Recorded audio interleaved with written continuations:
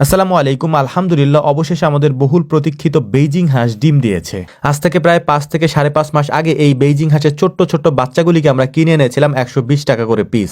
অনেক যত্ন করে পেলে পুষে এই পর্যন্ত ওদেরকে আমরা বড় করেছি আলহামদুলিল্লাহ। যদিও আমার বিশ্বাসই হচ্ছিল না যে ওরা ডিম দিয়েছে, কারণ এটা আমি প্রত্যেকদিন অপেক্ষায় থাকি যে কখন দেখবো যে ওদের ঘর খুলে যে ওদের ঘরের মধ্যে ডিম পাওয়া যায়। যদিও ওই ডিম একদিন আগে দিয়েছে, ভিডিও আমি একদিন পরে করেছি, তবে যেদিন প্রথম ডিম দিয়েছে ওই দিনের অনুভূতি আসলে বলে ভাষায় প্রকাশ করার মতো না। কারণ এইটা হচ্ছে আমরা একেবারে শুরুর দিকের, আমাদের খামারের শুরুর দিকে এই বেজিং হাঁসগুলো আমরা পালন শুরু করি, তখন থেকে নিয়ে এখনো পর্যন্ত ভাবতেই পারতেছিলাম না যে এই ছোট্ট ছোট্ট হাঁসের বাচ্চাগুলি কোনো একদিন ডিম দিতে পারে। আমাদের এখানে প্রায় 100-র মতো সাদা এই বেইজিং হাঁসগুলি আছে। এই হাঁসগুলির জন্য আমরা আমাদের পুকুর ব্যবহারটাও বন্ধ করে দিয়েছি এগুলিকে ছেড়ে পালার জন্য।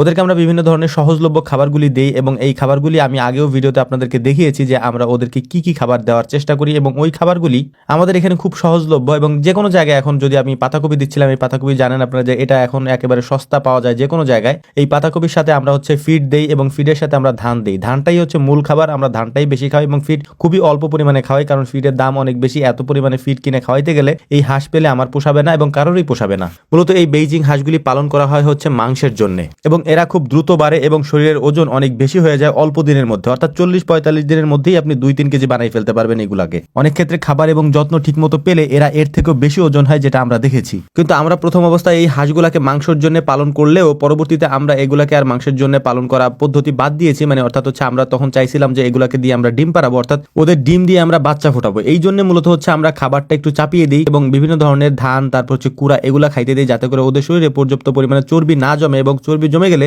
ওরা ডিম দেবে না। এই কারণে মূলত এই খাবারগুলো ওদেরকে আমরা দিয়েছি এবং আস্তে আস্তে আলহামদুলিল্লাহ 5 মাস 5.5 মাসে ওরা ডিম দিয়েছে এবং আস্তে আস্তে 1-2টা করে ওরা ডিম দেওয়া শুরু করেছে এবং কয়েকদিনের মধ্যে হয়তো ফুল প্রোডাকশনে চলে আসবে ইনশাআল্লাহ। তো আমরা খাবারটা কি দিয়েছিলাম সেটা আপনাদেরকে বলেছি। এখানে খাবার ছিল হচ্ছে যে পাতাকপি, তারপর হচ্ছে ধান এবং কিছু ফিড, এইগুলাকে মিক্সড করে তারপর আমরা দিয়েছি। মাঝে মাঝে আমরা ধানের কুড়া দিই এবং এইগুলাকেই মূলত আমরা খাওয়ানোর চেষ্টা করতেছি আপাতত, এবং এই খাবারটা দিয়েই ওরা মোটামুটি এখন ডিমের উপরে এসেছে। এর আগে আমরা যেটা দিয়েছিলাম সেটা হচ্ছে শুধু ধান মাঝে মাঝে দিই এবং এর পাশাপাশি এই খাবারটা আমরা দেওয়ার চেষ্টা করি। যেহেতু এখন ডিম পারতেছে, তো এখন আমরা এই খাবারটা ওদেরকে প্রতিনিয়ত দেওয়ার চেষ্টা করবো ইনশাআল্লাহ। আমাদের খামারে আরো যে দেশি হাঁসগুলি আছে, ওই হাঁসগুলির মধ্য থেকে যে পুরুষ হাঁসগুলি আছে ওগুলাকে আমরা বিক্রি করে ফেলেছি। এটার কারণ হচ্ছে যাতে প্রজননের ক্ষেত্রে এগুলি ওইগুলোর সাথে না মিলে, যাতে করে মিললেও এই দেশি হাঁসগুলির মধ্যে যেহেতু পুরুষ হাঁস নেই, সেহেতু এই বেইজিং হাঁসটা অরিজিনালি ব্রিড এবং অরিজিনালি বাচ্চাগুলো আমরা পাবো, যে কারণেই আমরা এই পদ্ধতি করেছি। আমাদের যে দেশি হাঁসগুলি দেখতে পাচ্ছেন, এখানে কোনো পুরুষ হাঁস নেই, এখানে শুধুমাত্র মেয়ে হাঁস আছে এবং ওই বেইজিং হাঁসের বাচ্চাগুলির মধ্য থেকে বেছে বেছে আমরা অনেকগুলি পুরুষ হাঁস রেখে দিয়েছি,